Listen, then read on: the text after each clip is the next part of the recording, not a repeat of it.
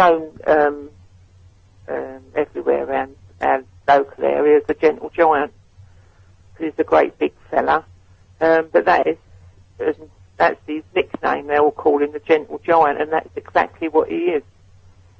He's never been violent or vicious in his life.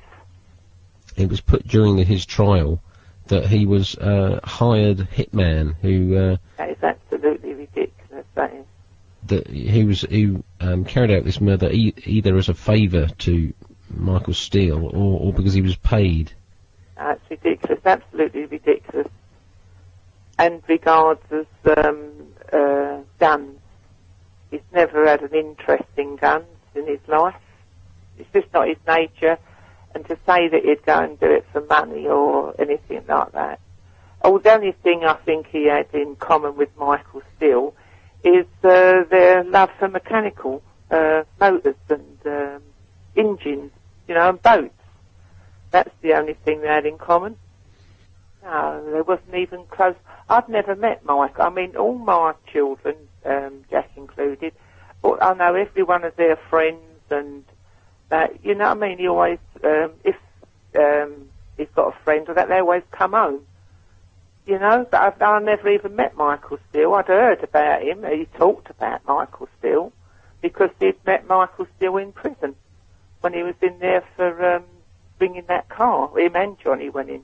That's the only that's the only offence he's got. It was a woman that had got in trouble, I think, with her car, and asked them to get rid of it.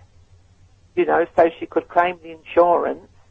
They said all right, but they drove about in it because somebody noticed the number, like local. It was all local. I mean, it was a ridiculous thing to do, but that is what they got put away for.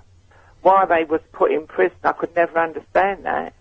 And just going back to the Rettendon murders, you've learned a great deal about the actual murders, obviously from following the trial and etc. Yeah. Whoever committed those crimes must have been, you know, somewhat of an expert marksman. Must have been an absolute crack shot.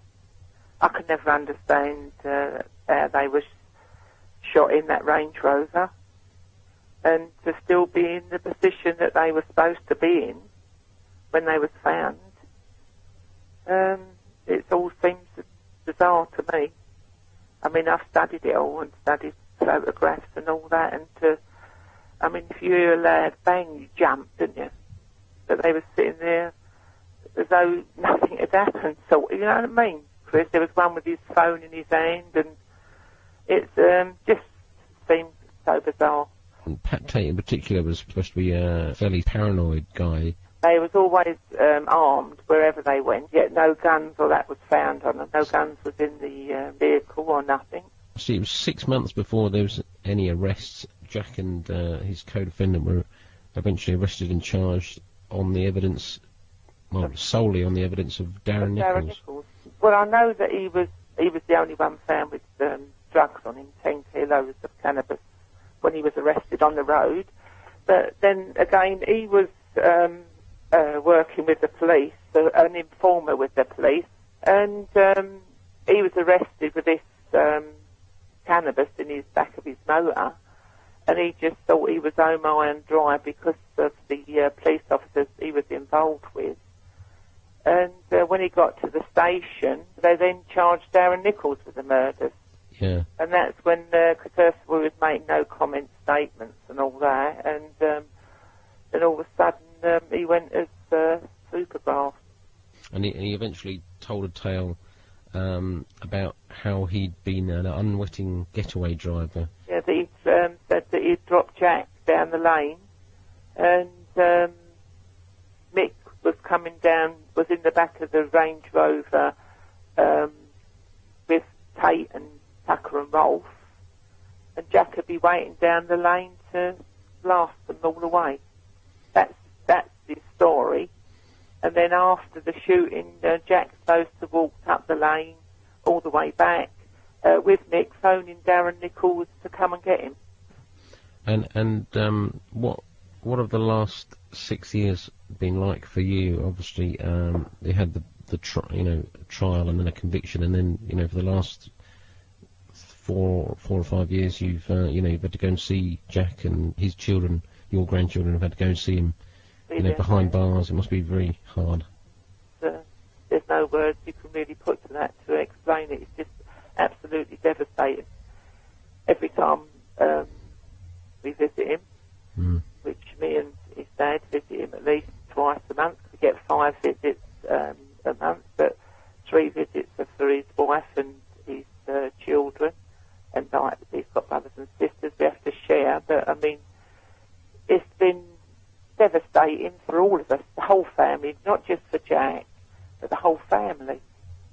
And it's just 7 years, well, nearly 7 years of his children growing up, just living for their visits. It's too hard to, but I never give up. I never stop trying to prove his innocence. None of us will. And this year there is hope. His case has been looked at by the Criminal Cases Review Commission. You think it'll only be a matter of months before they make a decision? Really,